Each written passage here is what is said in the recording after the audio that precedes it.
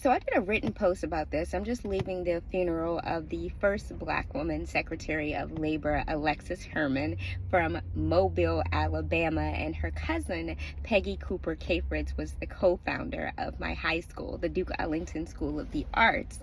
And what I put in my written post that I just want to say now, people always say, you came out fine even though your mother was bad. You went to college even though your mother was bad. You did this, you did that, even though you had a horrible mother, or your mother must have done some good. First thing I want to say, and it relates to Secretary Herman, everything that I achieved in life academically, my mother had nothing to do with it. I applied on my own to the Duke Ellington School of the Arts, college, doing my FAFSA, all of that, or I got support on my own through adults that worked in my schools that were hired to assist me.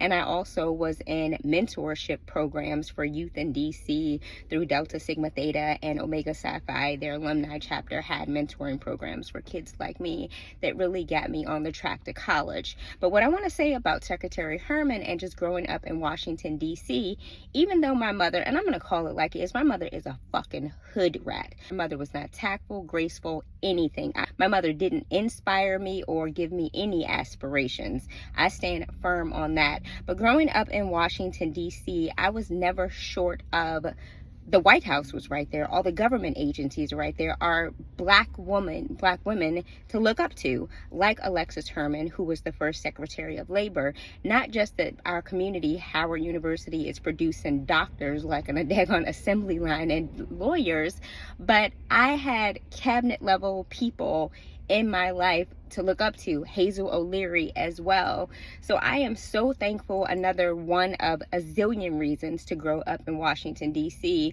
Black women doing next level, being appointed to, achieving next level stuff.